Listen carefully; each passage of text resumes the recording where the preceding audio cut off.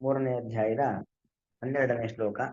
ಇಷ್ಟಾನ್ ಭೋಗಾನ್ ಹಿ ವೋ ದೇವಾಃ ದಾಸ್ಯಂತೆ ಯಜ್ಞಭಾವಿತಾಃ ತೈರ್ದತ್ತಾನ ಪ್ರದಾಯೇಭ್ಯಃ ಯೋ ಭೂತೆ ತೇನ ಏವ ಸಃ. ಇಷ್ಟಾನ್ ಭೋಗಾನ್ ಹಿ ವಹ ದೇವಾಃ ದಾಸ್ಯಂತೆ ಯಜ್ಞಭಾವಿತಾಃ ತೈಃ ದತ್ತಾನ್ ಅಪ್ರದಾಯ ಏಭ್ಯಃ ಯಹ ಭುಂಕ್ತೆ ತೇನ ಏವ ಸಹ. ಅಂದ್ರೆ ಹಿಂದೆ ಕೃಷ್ಣ ಹೇಳಿರುವಂತದ್ದು ಶ್ರೇಯ ಪರಮವಾಪ್ಸ್ಯಥ.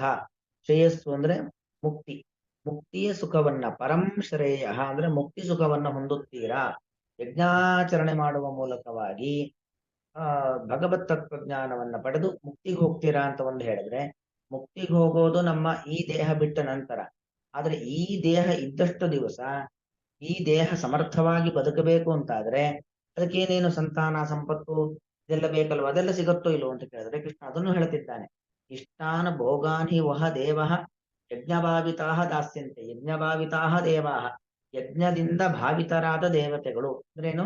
ಯಜ್ಞದಿಂದ ಪೂಜಿಸಲ್ಪಟ್ಟಂತ ದೇವತೆಗಳು, ಯಜ್ಞದಿಂದ ನಾವು ಮಾಡಿದಂತ ಗೌರವ ಸಮರ್ಪಣೆಯನ್ನ, ಕೃತಜ್ಞತಾ ಸಮರ್ಪಣೆಯನ್ನ ಸ್ವೀಕಾರ ಮಾಡಿರ್ತಕ್ಕಂಥ ದೇವತೆಗಳೇನಿದ್ದಾರೆ, ಯಜ್ಞಭಾವಿತವಾದ ದೇವತೆಗಳು. ವಹ ಓ ಅಂತಿದ್ದಾರೆ, ಬಿಡಿಸ್ಕೊಂಡಾಗ ವಹ ವಹ ನಿಮಗೆ ಇಷ್ಟಾನ್ ಭೋಗಾನ್ ದಾಸ್ಯಂತೆ ಹಿ, ಇಷ್ಟ ಭೋಗಗಳನ್ನ. ನಮಗೆ ಏನು ಇಷ್ಟ? ಸಂತಾನ, ಅಥವಾ ಒಂದು ವೈವಾಹಿಕ ಜೀವನ, ಅಥವಾ ಉದ್ಯೋಗದಲ್ಲಿ ಅಭಿವೃದ್ಧಿ, ವಿದ್ಯಾಕ್ಷೇತ್ರದಲ್ಲಿ ಅಭಿವೃದ್ಧಿ, ಸಮಾಜದಲ್ಲಿ ಸ್ಥಾನಮಾನ ಕೀರ್ತಿಗಳ ಪ್ರಾಪ್ತಿ, ಇದೆಲ್ಲವೂ ಕೂಡ ಇಷ್ಟ ಭೋಗಗಳು ಅಂತ ಅರ್ಥ. ನಮಗೆ ಇಷ್ಟವಾಗಿರುತ್ತೆ. ಎಂಥದ್ದು ಇಷ್ಟ? ಭೋಗ ಸಾಮಗ್ರಿಗಳು. ಅದೆಲ್ಲವನ್ನು ಕೂಡ ದೇವತೆಗಳು ಕೊಡ್ತಾರೆ. ಅಂದ್ರೆ ಯಜ್ಞಾದಿಗಳನ್ನ ಮಾಡುವುದರಿಂದ ಬರೀ ಮುಕ್ತಿ ಸಿಗತ್ತೆ ಅಲ್ಲ, ಮುಕ್ತಿ ಮರಣಾನಂತರ ಸಿಗುವಂಥದ್ದು. ಮರಣ ಬರುವವರೆಗೂ ಕೂಡ ಈ ದೇಹಕ್ಕೆ ಯಾವುದು ಅನುಕೂಲವೋ ಅದೆಲ್ಲ ಸಿಗ್ತಾ ಹೋಗುತ್ತೆ. ಈ ನಮ್ಮ ದೇಹಕ್ಕೆ ಯಾವುದು ಪ್ರತಿಕೂಲವೋ, ಯಾವುದು ಈ ದೇಹಕ್ಕೆ ಬೇಡವೋ ಅದೆಲ್ಲವೂ ಕೂಡ ನಮ್ಮನ್ನ ಬಿಟ್ಟು ಹೋಗ್ತಾ ಇರುತ್ತೆ. ಹಾಗಾಗಿ ಆ ಯಜ್ಞ ಅನ್ನುವಂಥದ್ದು ಕೇವಲ ಮುಕ್ತಿಯನ್ನು ಕೊಡುವಂಥದ್ದಲ್ಲ, ಈ ಲೋಕದಲ್ಲಿ ನಾವು ಬಯಸಿದ ಫಲವನ್ನ ಪಡಲಿಕ್ಕೆ ಅತ್ಯಂತ ಸುಲಭವಾದಂತ ಮಾಧ್ಯಮ ಯಜ್ಞ. ಇಷ್ಟಾನ್ ಭೋಗಾನಿ ವೋ ದೇವಾಃ ದಾಸ್ಯಂತೆ ಯಜ್ಞಭಾವಿತಾಃ. ಅಂದ್ರೆ ಯಜ್ಞಭಾವಿತಾಃ ದೇವಾಃ, ಯಜ್ಞದ ಮೂಲಕವಾಗಿ ಆರಾಧಿಸಲ್ಪಟ್ಟಂತ ದೇವತೆಗಳು ನಿಮಗೆ ಬೇಕಾಗಿರುವಂತ ಇಷ್ಟ ಭೋಗಗಳನ್ನ ದಾಸ್ಯಂತೆ. ತೈಹಿ ದತ್ತಾನ್ ಅಪ್ರದಾಯ. ಈಗ ದೇವತೆಗಳು ನಮಗೆ, ನಾವು ಹೋಮ ಮಾಡದೇ ಇರಲಿ, ಕಾಲ ಕಾಲಕ್ಕೆ ಬೇಕಾಗಿರ್ತಕ್ಕಂಥ ಮಳೆ, ಬಿಸಿಲು, ಚಳಿ, ಅದರ ಮೂಲಕವಾಗಿ ಪ್ರಕೃತಿಯಲ್ಲಿ ಇದ್ದಂತ ಅನೇಕ ವಸ್ತುಗಳಿಂದಾಗಿ ಬೇರೆ ಬೇರೆ ತರ ಉಪಕಾರಗಳು, ಇದೆಲ್ಲವನ್ನು ಕೂಡ ದೇವತೆಗಳು ನಮಗೆ ಕೊಡ್ತಾನೆ ಇರ್ತಾರೆ ಅಲ್ವಾ. ಉದಾಹರಣೆಗೆ ನೋಡಿ, ನಾವು ಹಸುವಿಗೆ ಹಾಲು ಹಾಕ್ತೀವಾ, ಹಾಕೋದು ಹುಲ್ಲು, ಅದು ನಮಗೇನು ಕೊಡುತ್ತೆ?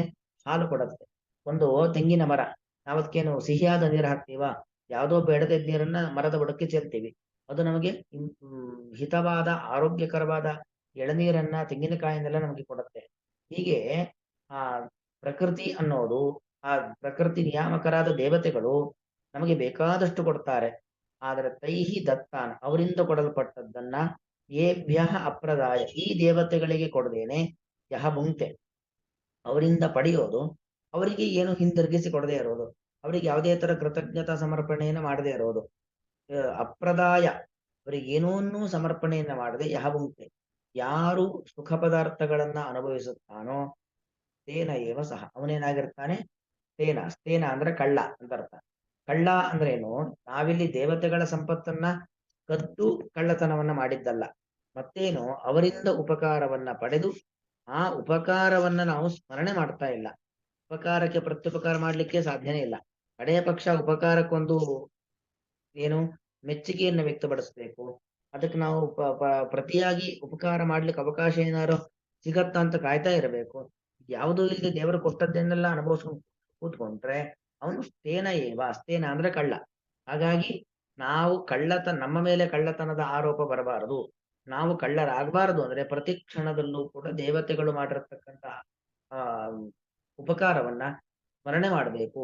ನಮ್ಮ ಕೈಯಲ್ಲಿ ಆದಷ್ಟು ದೇವತೆಗಳ ಆರಾಧನೆಯನ್ನ ಮಾಡಬೇಕು, ಪೂಜೆ ಪುನಸ್ಕಾರಗಳನ್ನ ಮಾಡಬೇಕು ಅನ್ನೋದು ಇದರ ಅಭಿಪ್ರಾಯ.